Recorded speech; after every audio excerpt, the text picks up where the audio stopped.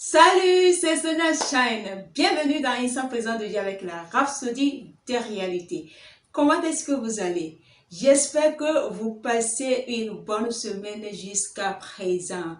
Moi, je rends grâce à Dieu pour son amour et sa fidélité sans cesse renouvelée dans ma vie. Je suis très heureuse de vous retrouver encore pour ce dernier rendez-vous, troisième de la semaine, pour encore échanger, disséquer la parole de Dieu autour des thèmes de la Rhapsodie. Aujourd'hui, c'est vendredi et le thème d'aujourd'hui, c'est pour tout enfant de Dieu qui se pose encore la question, est-ce que en tant qu'enfant de Dieu, je suis cher? Est-ce que je peux vivre comme Jésus-Christ a vécu? L'enseignement d'aujourd'hui, c'est pour tous ces enfants de Dieu là qui sont encore là dans les questionnements sur leur vie chrétienne, sur leur vie de sainteté. Le thème est intitulé comme suit. La chair a été crucifiée. En tant que nouvelle créature,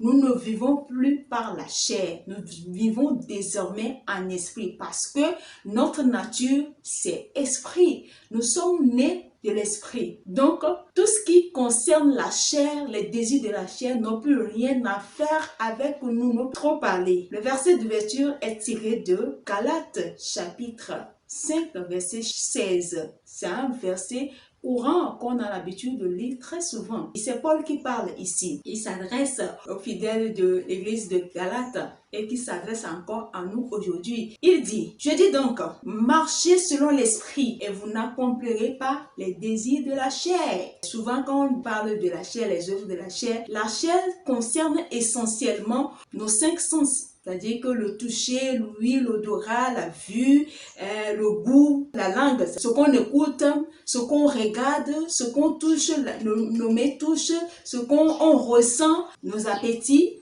et les choses que vous désirez faire. C'est ça, tout ce qu'on regroupe dans la chair. La Bible nous dit que ceux qui sont à Jésus-Christ ont crucifié la chair avec ses passions et ses désirs. Alléluia. Galates chapitre 5, verset 24. Donc, en tant que nouvelle créature, nous ne vivons plus par la chair. Le jour où nous avons confessé Christ, nous avons crucifié notre chair avec ses passions et ses désirs. Je dis donc, marchez selon l'esprit, vous n'accomplirez plus les désirs de la chair. Pasteur dit, ce verset ne dit pas ceux qui sont à Christ essaient ou prient pour crucifier la chair avec ses passions et ses désirs. Non. Donc, en termes plus clairs, celui qui prie, oh Seigneur, viens m'aider à crucifier la chair, fait la mauvaise prière et est en train de se tracasser pour rien, dit le pasteur. Oui, je suis dans certains groupes de chrétiens, mais je suis une observatrice silencieuse. Je lis les commentaires des gens quand je vois des gens envoient des points de prière comme quoi, oh aidez-moi, j'arrive pas à m'en défaire de tel ou tel péché, je veux vivre la vie de sanctification, mais j'y arrive pas. Il y a deux questions qui me viennent à l'esprit, bien à l'idée quand je lis ces genres de posts. Je me dis d'abord, est-ce que ces gens-là, ils sont nés de nouveau? C'est des enfants ou bien des chrétiens de dimanche? La seconde question que je me pose, je me dis, s'ils sont nés de nouveau, est-ce qu'ils comprennent réellement qui ils sont en tant que nouvelle créature? Quelqu'un pourrait dire, oui, bon, cela ne veut pas dire que nous sommes chers. Non, tu n'es pas chair, tu es esprit. Paul vient de nous le dire. Il dit, vivez par l'esprit et vous n'accomplirez plus les désirs de la chair. Vous êtes esprit. Jean chapitre 1, verset 12 à 13 dit quoi? Que à tous ceux qui l'ont reçu, à tous ceux qui croient en son nom, il leur a donné le pouvoir de devenir enfants de Dieu. C'est-à-dire tous ceux qui croient en la parole de Jésus-Christ, à l'évangile de Jésus-Christ, et qui l'acceptent comme son sauveur Seigneur personnel. Dieu leur donne le pouvoir de devenir enfants de Dieu, lesquels ne sont pas nés ni de la volonté de la chair, ni du sang, mais de l'esprit lui-même. Tu es esprit, il faut être conscient et vivre en conséquence. Et pasteur dit, ne vous retrouvez pas dans une lutte. Si c'est le cas, arrêtez-vous tout de suite et dites, à partir de ce jour, Jésus-Christ est le sauveur de mon esprit, de mes appétits et de mes désirs. J'ai vaincu la chair et ses passions, mes appétits et mes désirs. Mon affection est Christ. Donc ça doit être votre confession de chaque jour. Quand vous vous sentez attiré par des choses qui en temps normal vous ne deviez pas faire, des erreurs ou bien comme ce que vous appelez péché, parce que encore il faut le dire, un enfant de Dieu ne commet pas de péché.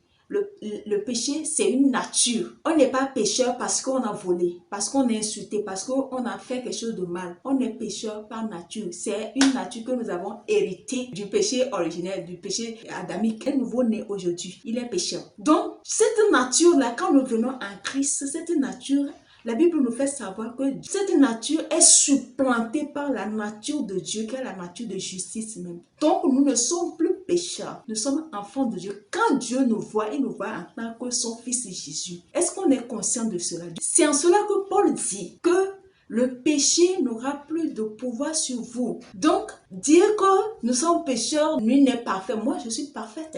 Ça n'a rien à voir avec ma manière de bien se comporter. C'est pas par nos œuvres que nous pouvons nous dire que nous sommes justes. Non. Ce n'est pas, ça n'a rien à voir. Ça a plu à Dieu même de nous déclarer des justes. Maintenant, du moment où vous n'avez pas encore pris conscience de ça, vous allez toujours être là en train de lutter avec les péchés, des choses qui en réalité ne constituaient pas de problème pour vous. Vous voyez, c'est ça le truc. Tellement on a développé cette conscience de péché plutôt que développer la conscience de justice, de la nature de justice que nous avons, que Dieu nous a donné, à tel point qu'on est devenu esclave de péché. Vous-même regardez, vous priez, vous jeûnez pour un péché, pour quelque chose que vous ne voulez pas faire. Mais quand vous finissez de faire vos prières, vos jeûnes, vos carêmes là, vous vous levez, vous tombez encore dedans.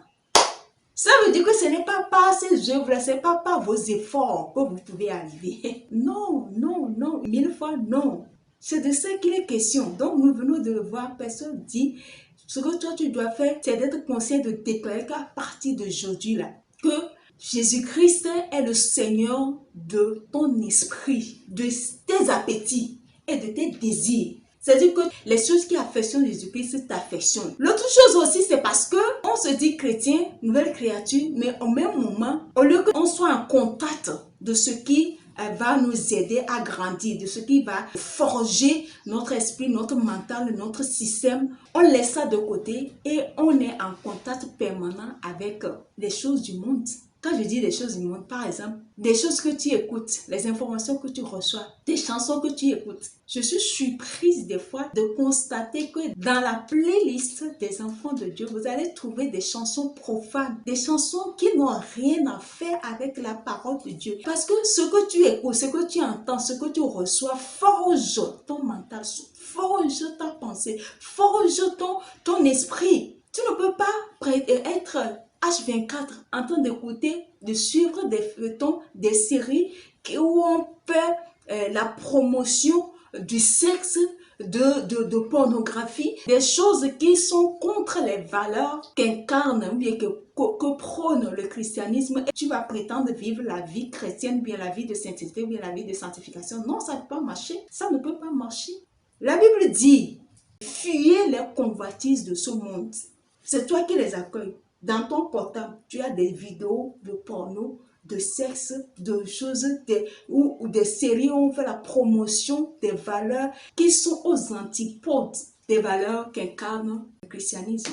Et c'est ça, c'est super important de remplir vos pensées avec les paroles de Christ. Parce que si la parole de Dieu contrôle votre pensée, vous serez un maître. La chair ne va plus vous dominer. Parce que notre nature, nous sommes esprits. Et ce dont l'esprit a besoin pour croître, pour grandir, c'est la parole. Du moment où tu lui donnes cette parole, tu vas voir que l'esprit va croître, va grandir et va dominer, va prendre le dessus sur la chair. Mais du moment où tu négliges la nourriture de l'esprit et que tu ne fais qu'entretenir la chair va grandir et va prendre le dessus sur l'esprit. Et donc, en ce moment-là, ne sois pas étonné que tu sois toujours attiré par le péché parce que c'est des choses de la chair.